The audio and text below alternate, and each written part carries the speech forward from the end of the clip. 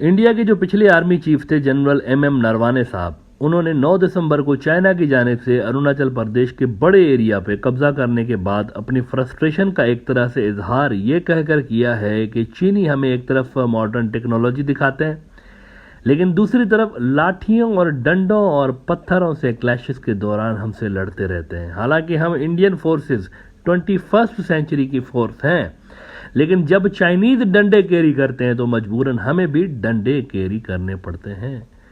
चीनी फोर्सेस की जानिब से बॉर्डर पर लाठियां और डंडे और पत्थर कैरी करने के हवाले से फॉर्मर इंडियन आर्मी चीफ का कहना था कि दिस इज रिडिक्यूलस। ये उनके वर्ड्स हैं, दिस इज रिडिक्यूलस।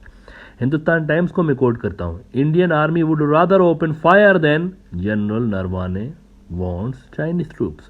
वार्निंग असल में ये दी है, ये जो हिंदुस्तान टाइम्स ने कहा है ना कि नरवाने साहब ने वार्न किया है चाइना को, वार्निंग ये दी है कि हम सिर्फ इसीलिए लाठी का मुकाबला लाठी से कर रहे हैं क्योंकि हम पहली गोली नहीं चलाना चाहते। चाइना लाठियां उठा रहा है, इसीलिए मजबूरन हम भी उठा रहे हैं। देखें, बड़ा आसान है चाइना को लाठी छीन के उसको वेपन्स पे लाना, बड़ा ही आसान है। अगर इंडियंस चाहते हैं ना, इंडिया की आर्मी चाहती है कि चाइनीज लाठियां ना उठाएं, बंदूकों से और इस तरह के मॉडर्न वेपन्स से मुकाबला करें, तो बड़ा आसान है लाठी छीन के वेपन्स पे लाना। कैसे? देखें, चाइनीज ट्रूप्स ने अभी तक वेपन्स यूज किए बिना ही हजारों स्क्वायर किलोमीटर का इलाका ले लिया है ना इंडिया से। अप्रैल 2020 से लेके और अब तक हजारों स्क्वायर किलोमीटर वो ले गए ना। तो इंडिया भी लाठियां यूज करके वही वेपन्स जो चाइनीज यूज करते हैं, लाठियां डंडे, अगर नहीं है लाठियां तो आरएसएस के गुंडों से ले लें। उनके पास तो 1 करोड़ से ज्यादा लाठियां पड़ी हुई हैं, 1 करोड़ उनके मेंबर हैं और सारे परेड भी करते हैं, तो परेड लाठी उठा के करते हैं। तो उनसे लाठियां लें और वो यूज करके चाइना के खिलाफ और अपने वो सारे एरियाज वापस ले लें जिन पे चाइना आ गया है। तो आप भी जरा लाठियां लेके घुस जाएं उसके अंदर, उन इलाकों के अंदर, देशपांग के अंदर घुस जाएं, पेंगोंग लेक वाले इलाके में जो है वो घुस जाएं। ये सारे वो इंडिया के इलाके हैं जो कि रिसेंटली मोदी साहब के दौर में इंडिया से छीने गए। ये सारे घुस जाएं उधर, इंडियन फौजी लाठियां लेके, कौन रोक रहा है उनको? आप जरा उधर पीएलए वाले एरियाज में घुस के देखें, फिर देखें कि चाइनीज लाठियों से ही रेस्पॉन्ड करते हैं आपकी तरह, या फिर उनके आर्टिफिशियल इंटेलिजेंस से लैस जो रोबोट्स हैं वो सामने आते हैं। मतलब कुछ करें तो सही ना। आप इधर बैठ के अगर करेंगे लाठियों से नहीं लड़ो, हमसे लाठियों से नहीं लड़ो, उनका काम हो रहा है लाठी से ना। वो अंदर आ रहे हैं, लाठी लेके अंदर आते हैं और एरिया लेकर चले जाते हैं, घुस जाते हैं, उधर पोस्ट बना देते हैं। लाठी से पोस्ट बना रहे हैं, आप देखें, लाठी से ट्रूप्स को पीछे कर रहे हैं, इंडियन ट्रूप्स को लाठियां यूज करते करते 1000 स्क्वायर किलोमीटर ले गए हैं वो।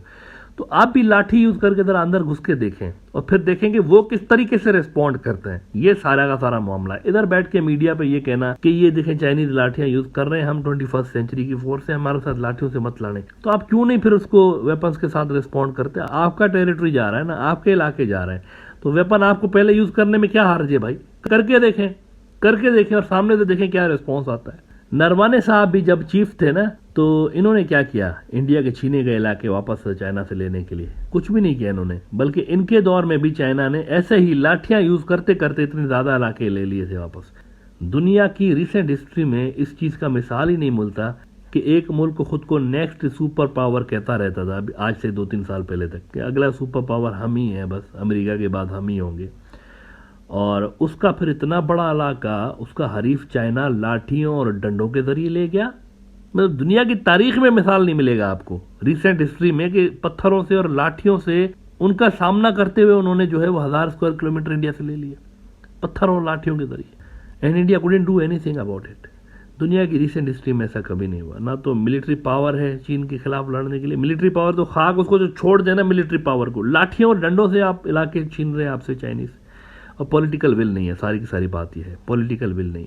इतना बड़ा एरिया लद्दाख का चला गया हाथ से, बीजेपी वाले पाकिस्तान करते रहे। और अब अरुणाचल प्रदेश के अंदर 9 दिसंबर को आप देखें कि ये जो छुमी ग्यास्तु के जो आबशार हैं अरुणाचल प्रदेश के अंदर, वाटरफॉल्स हैं, होली वाटरफॉल्स भी इनको कहते हैं, चाइना ले गया ये 9 दिसंबर को अरुणाचल प्रदेश के अंदर। और उसके बावजूद भी हिंदुत्व के ठग क्या कर रहे हैं आवाम को? पाकिस्तान पाकिस्तान मुर्दाबाद पाकिस्तान ये नारे लगवा रहे हैं। 16 दिसंबर को हर साल की तरह इस साल भी इंडिया ने अपनी पब्लिक को इसके पीछे लगा के रखा है, हिंदुत्व के गुंडों ने, कि जी हमने 50 साल पहले पाकिस्तान को सरेंडर कराया था। कल सारा दिन गोदी मीडिया आउटलेट्स पाकिस्तान मुखालिफ प्रोग्राम करते रहे 16 दिसंबर के हवाले से, जबकि इस वक्त घुसा हुआ है चाइना इंडियन टेरिटरी के अंदर। और बात इन्होंने चाइना की करनी ही नहीं है, पाकिस्तान की बात कर रहे हैं। अपोजिशन वाले भी सवालात कर कर के थक गए कि ये क्या हो रहा है हमारे साथ, अरुणाचल में और लद्दाख में क्या हो रहा है हमारे साथ। लेकिन पार्लियामेंट के अंदर भी बोलने की इजाज़त नहीं दे रहे अपोजिशन को, और उनको कह रहे हैं कि इस पर बात ही नहीं करो। लेकिन देखें, सोशल मीडिया का दौर है आजकल, डिजिटल दौर है मित्रों। टीवी चैनल्स को कंट्रोल करने से अब आवाम की सोच कंट्रोल नहीं की जा सकती। बीजेपी की मकबूलियत, उनकी पॉपुलैरिटी तेज़ी के साथ डाउन होने लगी है, श्रिंक हो रही है, उनको भी पता है। इसका सबसे बड़ा प्रूफ आपको ये दे दूं कि रिसेंटली 3 बड़े इंडिया के स्टेट्स में चुनाव हुआ है। बीजेपी ने सिर्फ एक चुनाव जीता है, एक स्टेट जीती है गुजरात वाली, 2 हार गए। हालांकि गोदी मीडिया सिर्फ उसी एक स्टेट की विक्ट्री पे फोकस करके बैठा रहा कि देखें मोदी वेव कंटिन्यूज, मोदी का अभी भी इंडिया के ऊपर दबदबा है। उधर वो 2 स्टेट्स में उनके साथ ऐसी हुई है कि मतलब उस पर बात ही नहीं हो रही। अब जरा राहुल गांधी की ये जो भारत जोड़ो यात्रा है, इसको देख लेना आप जरा, क्या पब्लिक निकल रही है उसके बाहर। लाखों लोग उसके साथ हर रोज जुड़ते चले जा रहे हैं। उन एरियाज में भी लाखों की तादाद में उसके सपोर्टर बाहर आ रहे हैं जहां पर बीजेपी की हुकूमत है, उन स्टेट्स में भी। आप देखें कि कितने लोग उसके साथ जुड़ रहे हैं, हर रोज जुड़ रहे हैं। 100 दिन के बाद भी लोगों की जो नंबर है उसमें कमी नहीं आ रही, इसमें इजाफा ही होता चला जा रहा है।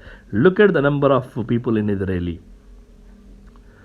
तो बीजेपी का ग्राफ गिर रहा है मित्रों इंडिया में, और ये चाइना वाला फैक्टर ही असल में उसकी मेन वजह है। राहुल गांधी जो है ना मुसलसल अटैक कर रहा है बीजेपी के ऊपर इस मुद्दे को लेकर, चाइना वाले मुद्दे को लेकर कि हमारी सरकार बिल्कुल ठुस हो गई है। वो जहां जा रहा है ना ये मुद्दा उठा रहा है कि चाइना के आगे ठुस हो गए और ये पब्लिक को उल्लू बना रहे हैं पाकिस्तान का नाम लेकर। देखें, ब्रांड मोदी पिट गया है, अरबों रुपए खर्च करने के बावजूद मीडिया के ऊपर ब्रांड मोदी पिट गया है मुकम्मल तौर पर। और अब इसको रिवाइव करने का एक ही तरीका है, और बीजेपी हमेशा से वही तरीका अडॉप्ट करती है, और वो ये है कि बीजेपी को बड़ा कोई फॉल्स फ्लैग ऑपरेशन करना पड़ेगा। 2002 वाले गुजरात वाले दंगों की तरह इंडियन मुसलमानों के खिलाफ उनको कोई कार्रवाई करनी पड़ेगी, या फिर फरवरी 2019 की तरह पाकिस्तान के खिलाफ कुछ करना पड़ेगा उनको टू रिवाइव हिंदुत्व नेशनलिज्म। क्योंकि ये जब भी पिटने लगते हैं ना, या इनको कोई पॉलिटिकल कोई बड़ी विक्ट्री चाहिए होती है, तो दे डू लाइक दिस, फिर वो ऐसे ही करते हैं। अब ये बहुत ज्यादा करने लगे ना काफी अरसे से लेके, ये प्रिडिक्टेबल हो गए इस हवाले से। मतलब इनकी सियासत ने हद से ज्यादा रिलाय किया है इन 2 कार्ड्स के ऊपर। ये पॉलिटिकल कार्ड्स हैं इनके, एक तो मुसलमान और दूसरा पाकिस्तान वाला फैक्टर। पाकिस्तान के साथ दुश्मनी इनको यूं सपोर्ट करती है क्योंकि ये इसको फिर हिंदू मुस्लिम के जो ड्रामा है ना उसमें फिर कन्वर्ट कर रहे होते हैं इंडिया के अंदर। पाकिस्तान तो ये यहाँ पर इंडिया का मुसलमान, ये दोनों को लिंक कर रहे होते हैं हमेशा। तो you can expect something like that in near future for the revival of Hindutva politics, जो कि अब अपने सियासी खात्मे की तरफ जाते हुए नजर आ रही है। और सेक्युलर इंडिया वाली कैंपेन जो है वो मोमेंटम पकड़ रही है आहिस्ता आहिस्ता। पब्लिक ने देख लिया कि इन तिलों में तेल नहीं है, ये सिर्फ बातों के शहर हैं। पाकिस्तान के खिलाफ ये नारे मारते रहेंगे और इंडियन मुसलमानों के खिलाफ नारे मारते रहेंगे। चाइना जैसी फोर्स के सामने ये कुछ भी नहीं कर सकते। तो इनका जो ग्राफ है नीचे जा रहा है, ऐसे में आप जो है ना देखेंगे कुछ ना कुछ ये करेंगे। मतलब ये एक मैं अंदाजा लगा रहा हूं क्योंकि इनका ट्रैक रिकॉर्ड बता रहा है, जब भी कोई बड़ा चुनाव हो रहा होता है या फिर जब इनका ग्राफ नीचे जा रहा होता है तो इस तरह के वाकयात इंडिया के अंदर हो जाते हैं अचानक से।